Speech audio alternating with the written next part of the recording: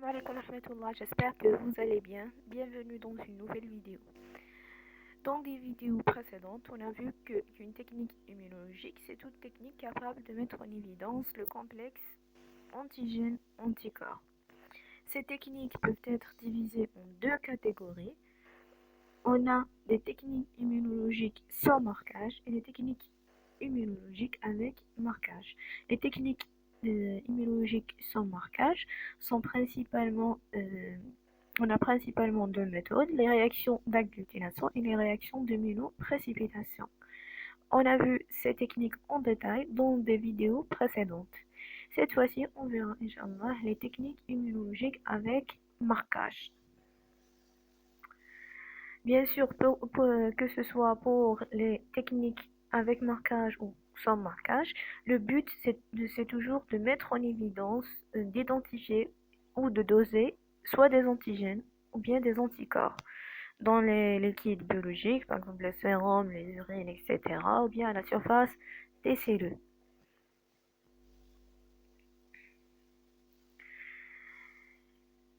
Les techniques immunologiques utilisant un marquage. Les techniques immunologiques utilisant un marquage ont pour principe général la mise en évidence du complexe antigène-anticorps en utilisant un traceur ou un marqueur qui sera conjugué soit à l'antigène, soit à l'anticorps. Donc on va marquer soit un antigène ou un anticorps par un traceur ou un marqueur, ce qui va nous permettre de mettre en évidence le complexe antigène-anticorps formé. Maintenant, selon la nature du traceur ou du marqueur utilisé, on peut avoir plusieurs méthodes immunologiques utilisant le marquage. Les marqueurs ou les traceurs, si le marqueur utilisé c'est une substance fluorochrome ou fluorophore, on parle d'immunofluorescence. Si par contre c'est une enzyme, on parle de méthode immuno-enzymologique. Le marqueur ou le traceur peut être également un élément radioactif ou bien un élément chimioluminescent.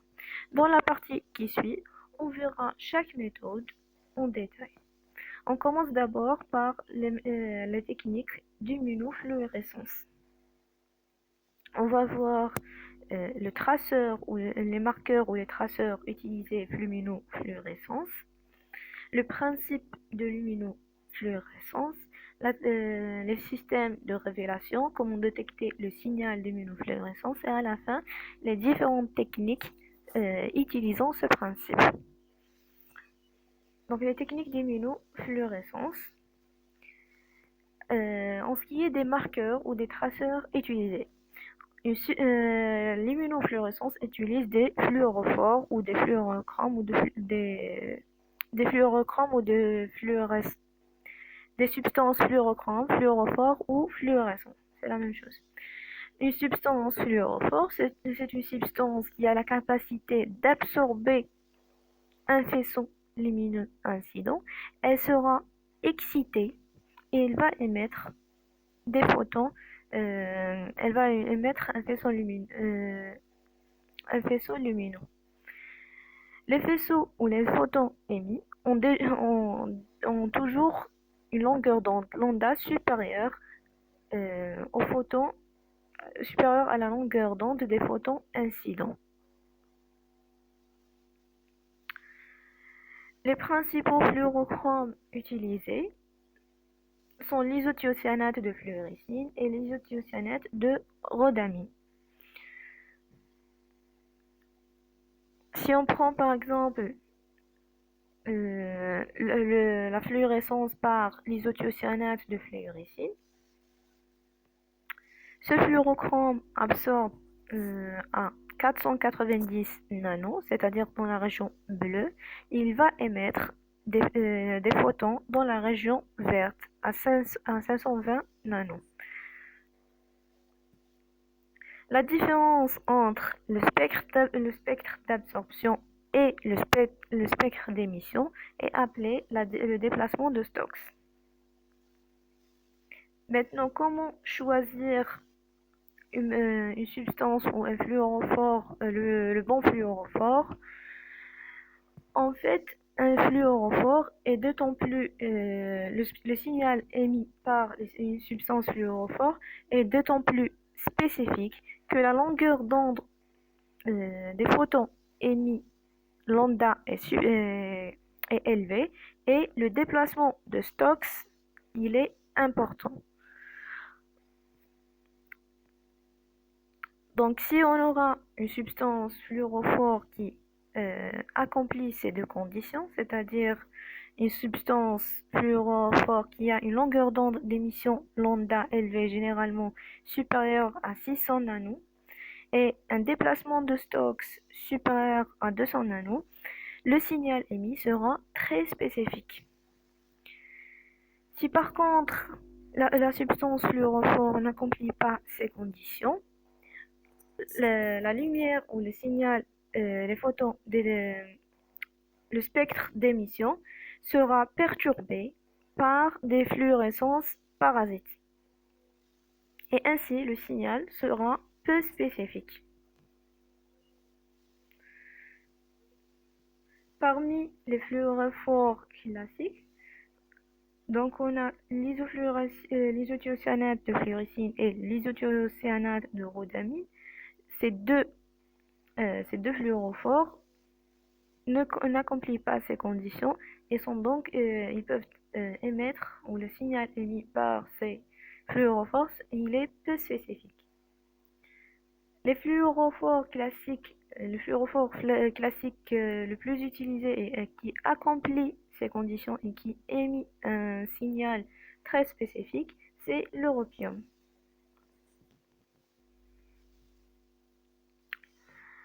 Ça, c'était le traceur et les traceurs ou les marqueurs utilisés en immunofluorescence. Maintenant, la technique de marquage. On prend par exemple le marquage par la fluorescine l'isothiocyanate de fluorescine. Une substance, par exemple une protéine, par exemple soit un anticorps ou un antigène protéique, sera marquée par l'isothiocyanate de fluorescine grâce à une réaction chimique entre le groupement amine de la lysine de la protéine à marquer et le groupement isothiocyanate de la fluorescine isothiocyanate. Pour remarque, le marquage d'anticorps par un traceur fluorochrome se fera à la région constante et ne touche pas la région responsable de la spécificité et de la liaison avec l'antigène. Donc le marquage des anticorps ne va pas altérer la fonction anticorps et la liaison avec les antigènes de la molécule. Donc ça, c'était les principaux traceurs utilisés et la technique de marquage. Maintenant, le système de mesure de la fluorescence ou la détection du signal de fluorescence. Le signal de fluorescence sera détecté par un appareil spécial, c'est le microscope à fluorescence. Maintenant, les différentes méthodes qui est basée sur le principe d'immunofluorescence. Ces techniques, on peut les diviser. Ces techniques sont en nombre de 5. On peut les diviser en deux catégories selon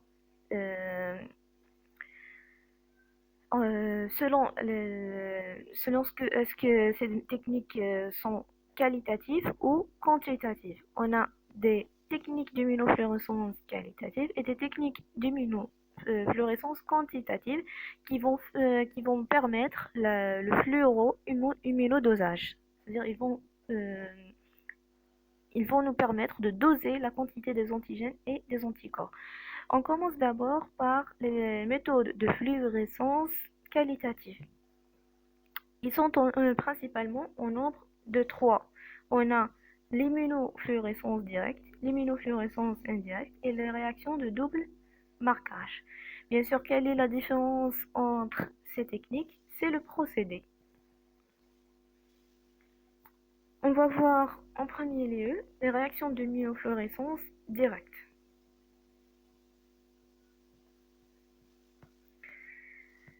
La réaction, on va voir la technique de réalisation et puis les applications de chaque technique. La technique d'immunofluorescence directe, on va prendre une coupe de tissu, une suspension cellulaire. Dans cette réaction, on veut mettre en évidence des antigènes sur le tissu ou là sur ces cellules. On va utiliser des anticorps spécifiques de l'antigène qu'on veut mettre en évidence.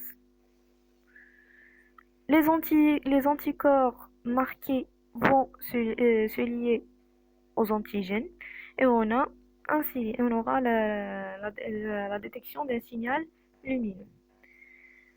Ça, c'était la technique de réalisation. Cette méthode, donc, elle est utilisée généralement pour le phénotypage cellulaire, c'est-à-dire la détection, l'identification de type des cellules. Mais malheureusement, cette méthode a des applications limitées. Pourquoi? Parce que les anticorps utilisés doivent être spécifiques de l'antigène. Maintenant, à chaque antigène, on doit marquer son anticorps spécifique, ce qui limite l'utilisation de cette technique. Donc ça, c'était l'immunofluorescence directe, la première technique. La deuxième technique, l'immunofluorescence indirecte. Bon, la technique d'immunofluorescence directe, donc, elle permet la mise en évidence ou la détection d'antigènes. L'immunofluorescence indirecte, par contre, elle va nous permettre de mettre en évidence des anticorps. Qu'est-ce qu'on va faire? On prend toujours une suspension cellulaire ou un coupe de tissu. On va mettre ce tissu ou cette coupe de tissu en contact avec le sérum du patient. Le but c'est de rechercher dans ce sérum les anticorps dirigés contre les antigènes les kainين في هذا le tissu. Donc on va mettre le tissu en contact avec le sérum du patient, les anticorps ou les auto-anticorps. Et puis, si le sérum contient des anticorps contre les antigènes de le tissu, ces anticorps vont se déposer sur leurs antigènes correspondants. On rajoute dans l'étape suivante des anti-immunoglobulines humaines marquées. Par exemple, des anti-IgG humaines marquées ou des anti-IgM humaines marquées. Les anti-immunoglobulines marquées par un fluorochrome vont se déposer sur les auto-anticorps. Et on aura la détection d'un signal lumineux en microscopie de fluorescence. Ça, c'était la technique de réalisation. Maintenant, en ce qui est des applications de la technique de l'immunofluorescence indirecte, on a dit que l'immunofluorescence indirecte permet la mise en évidence des anticorps. Elle sera utilisée donc la recherche surtout des auto-anticorps, les maladies auto-immunes. C'est le diagnostic, la méthode de choix, le diagnostic des maladies auto-immunes. Puisqu'elle nous permet de rechercher les auto-anticorps, les kainين le sérum. Cette technique, la technique, on va utiliser un seul type d'anticorps, les anti-immunoglobulines humaines marquées, et qui ne sont pas spécifiques d'un anticorps donné. Ces anticorps vont se déposer comme les types d'anticorps les kainين le sérum. Et ainsi, cette technique, elle ne présente pas les inconvénients de l'immunofluorescence directe. L'immunofluorescence directe, on a dit que l'utilisation et l'application elle est limitée puisqu'on a besoin d'anticorps spécifiques pour chaque antigène. L'immunofluorescence indirecte, on a un seul type d'anticorps qu'on utilise pour la recherche de tous les anticorps les كاينين في الsérum. Donc cette méthode اللي هي l'immunofluorescence indirecte, elle ne présente pas les inconvénients de l'immunofluorescence directe. Donc on a vu la première technique, l'immunofluorescence directe, la deuxième technique qualitative, l'immunofluorescence indirecte. Donc là, on est toujours avec l'immunofluorescence indirecte. On reprend, on met sur une plaque un antigène in situ. On met avec le sérum du patient qui peut-être il contient des auto-anticorps. S'il contient vraiment des anticorps, ces anticorps vont se déposer sur leurs antigènes correspondants. On met des anti-immunoglobulines humaines marquées par exemple à la flux isothiocyanate de fluorescine. À la lecture au microscope à fluorescence, on va détecter un signal lumineux. Bien sûr, l'anti-immunoglobuline humaine va se déposer sur les anticorps humains présents dans le sérum, les auto-anticorps présents dans le sérum.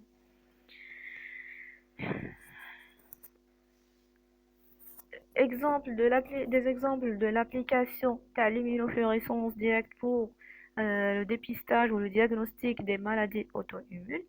On a par exemple, si on prend par exemple la myasthénie, le cas de la myasthénie, on a des auto-anticorps qui sont dirigés contre le récepteur d'acétylcholine. On va mettre le tissu, les antigènes sont des muscles cardiaques ou des muscles striés. Et on va rajouter le sérum du patient. Si la réaction d'immunofluorescence indirecte est positive, on conclut que le sérum fait des antirécepteurs d'acétylcholine. La même chose pour la théorie dite d'Hashimoto, les conférents des anticorps anti-thyroglobulines, la maladie de Basedow, des anticorps anti-récepteurs de la TSH, la maladie de Basedow c'est une hyperthyroïdie, la thyroïdie d'Hashimoto c'est une hypothyroïdie auto-immune. La maladie d'Addison également, c'est une insuffisance surrénalienne qui peut avoir comme cause la présence d'auto-anticorps contre les surrénales dans le sang. Le syndrome de Goodpasture, on a des auto-anticorps anti-membrane basale glomérulaire qui sont dirigés contre les membranes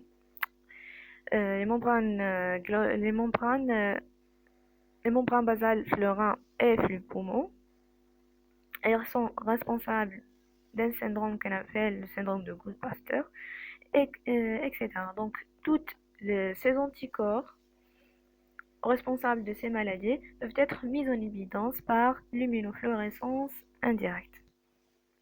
On prend toujours le substrat, les antigènes, et le sérum du patient, et on utilise l'immunofluorescence indirecte pour la détection de ces anticorps. Maintenant, l'immunofluorescence détectée par le microscope à fluorescence, le signal peut être homogène, bien moucheté, bien l'aspect peut être également nucléolaire ou centromérique. Si on prend par exemple l'aspect homogène de la fluorescence, on va marquer par exemple des cellules au repos et des cellules en division à la recherche d'auto-anticorps antinucléaires. Ces auto-anticorps sont dirigés contre des protéines qui sont intranucléaires. On utilise l'isothiocyanate de fluorescine et au microscope à fluorescence, on peut détecter une fluorescence d'aspect homogène, c'est-à-dire elle a la même distribution dans tout le noyau. Donc ça, c'est l'aspect homogène. Les aspects les plus rencontrés, on a dit que c'est l'aspect homogène, moucheté, nucléolaire et centromérique. Donc, on a vu l'immunofluorescence directe, l'immunofluorescence indirecte. Maintenant, on va voir le double marquage. Le double marquage, c'est une immunofluorescence directe, mais qui va utiliser plusieurs, ou bien au moins deux marqueurs fluorescents différents. Par exemple, les isothiocyanate de fluorescine et les isothiocyanate de rhodamine. On va utiliser ces deux marqueurs dans la même réaction, mais bien sûr avec des ininsérances différents. Pourquoi on utilise ou quelle est l'utilité de cette technique? Faire de la technique double marquage, on va mettre en évidence en même temps dans la même réaction la présence de deux antigènes différents, antigène 1 et antigène 2. La lecture va utiliser le microscope confocal. Après, la microscopie confocale, c'est un type de microscope à fluorescence qui va détecter deux lumières différentes. Donc, on a vu les techniques d'immunofluorescence qualitative, l'immunofluorescence directe, l'immunofluorescence indirecte et l'immunofluorescence avec double marquage. Maintenant, on passe aux techniques d'immunofluorescence quantitative, ou bien c'est ce qu'on appelle la fluoroimmunodosage, puisque les techniques quantitatives, ils vont nous permettre de doser la quantité, soit des antigènes ou bien des anticorps. Selon le procédé de ces techniques, on a des méthodes par compétition et des méthodes non compétitives. Des méthodes par compétition et des méthodes non compétitives. Ces méthodes, les méthodes basées sur la compétition sont appelées les fluoroimmunoessais. Les méthodes non compétitives, ou bien ce qu'on appelle également les méthodes immunométriques, cette méthode elle est appelée l'IFMA, c'est-à-dire l'immunofluorometric assay. On commence d'abord par, donc on a deux techniques quantitatives. La première, c'est l'immunodosage ou le fluoroimmunodosage par compétition. L'immunodosage par compétition, on va déposer un certain nombre d'anticorps qui est limité. On va mettre avec les anticorps limités une solution qui contient un antigène à doser et des antigènes marqués à l'europium. L'essentiel marqué, des antigènes marqués. L'antigène à doser va rentrer en compétition avec l'antigène marqué à l'europium sur les sites de liaison avec les anticorps marqués. Donc c'est pour ça qu'on appelle cette technique de immunodosage par compétition. On aura une compétition entre l'antigène à doser et l'antigène marqué à l'europium sur les sites de liaison avec les anticorps. On applique une source lumineuse et on va détecter par le microscope à fluorescence la fluorescence émise par l'europium. كل ما تكون la quantité du signal, bien plus le signal émis il est important, c'est-à-dire on a beaucoup de molécules d'antigènes marqués qui ont fixé les anticorps, ainsi la quantité d'antigènes à doser, elle est faible. إذا كانت la fluorescence élevée, l'antigène à doser, la concentration elle est faible. Tandis que si la fluorescence émise elle est moins importante ou elle est faible, ça veut dire qu'on a beaucoup de molécules d'antigènes dans la solution à doser et qui ont occupé les sites de liaison avec les anticorps, et ainsi la fluorescence sera moindre. Donc on dit que la fluorescence, elle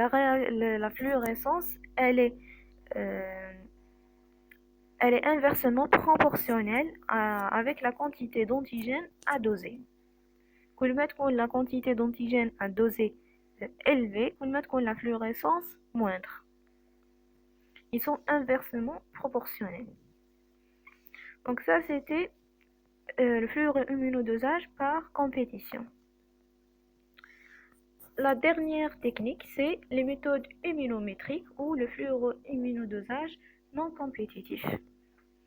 Fluoro, flu- le fluoroimmunodosage non compétitif, on va utiliser ce qu'on appelle le procédé en sandwich. C'est-à-dire, on va mettre des anticorps toujours fixés, نحطوا معاهم la solution qui contient l'antigène à doser, et on va mettre également des anticorps qui sont marqués à l'europium. L'antigène à doser va se lier aux anticorps fixés. Les anticorps marqués vont se fixer également sur l'antigène. Bien sûr, dans le cas, l'antigène doit avoir en minimum deux parateurs de même type. Bien deux parateurs. Et l'antigène, dans le cas, le procédé en sandwich sera pris entre les deux anticorps. Donc on dit qu'il sera pris en sandwich entre deux anticorps. L'antigène à doser. À l'excitation lumineuse, l'anticorps marqué par l'europium va émettre une fluorescence. Donc ça, c'était les méthodes immunométriques ou le fluoroimmunodosage non compétitif en sandwich.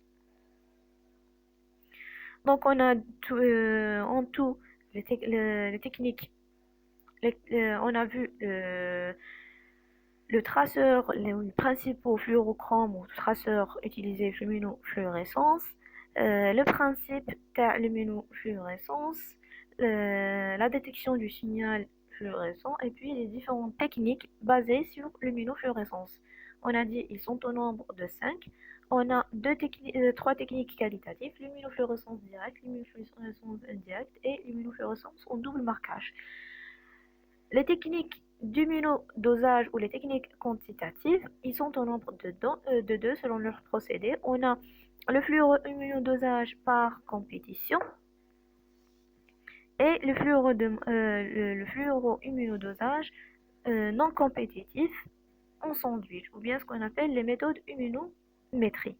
Les deux techniques du fluoroimmunodosage vont mettre en évidence des antigènes, nous permettre de doser des antigènes en solution.